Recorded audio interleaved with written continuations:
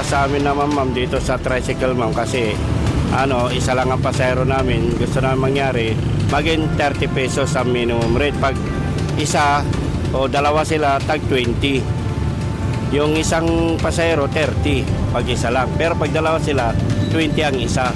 Kasi sa sobrang mahal na po ng gasolina ngayon, tumataas na naman. Kaya wala naman kami maanoan doon. Kaya inano namin, sana per naman yung 30 pesos bawat isang pasahero ang gusto namin mangyari. Yan lang po. Para sa amin pong mga manggagawa, taking epekto po sa amin yun. Kasi syempre nasa provincial rate din po kami, tapos gagawin nilang 15 pesos yung pamasahe sa mga jeep, sa mga pampublikong jeep. Sa akin po, opinion lang din since ako kapwa empleyado din, alam ko din yung sacrifice ng mga driver regarding sa ganyan dahil lahat naman talaga ng bilihin is tumataas din, gasolina tumataas din. Okay lang po sa akin din. Basta naman yan hindi rin naman po yan ihingin ng mga super kung hindi naman din po kailangan. Dahil this time po, naman na talaga ang pagtaas ng mga bilihin iba na. Hindi na po natin siya kontrolado. Same lang din po parang sa sinabi nila na okay lang naman po na magtaas po kasi halos ngayon naman lahat ma'am nagsisitaasan din po. Tumas yung gasolina, itataas din yung pamasahe para magandang pasada.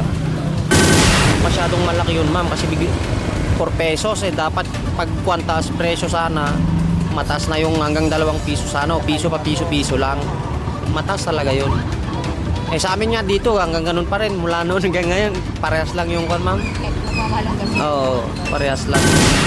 Kasi ang inaano nila ma'am yung taas ng pangalan niyo, crudo, gasolina, yun din ang inaano nila kaya iba-ibang nila yung yung katwiran nila na yung taas baba kawawa naman yung mga jeepney driver, mga tricycle driver kasi gulong, gasolina, kulang pa pagkain ng yun ang inaano namin mga tricycle boy.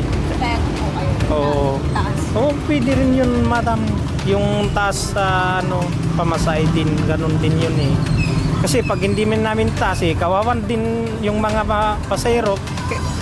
Yun ang namin kasi talagang taas baba yung presyo ng gasolina.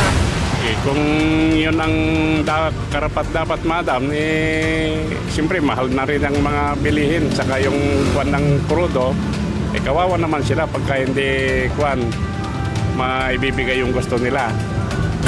Opo, mahal na rin po mga bilihin Kung sa amin siguro na as a commuter, sana hindi na itaas.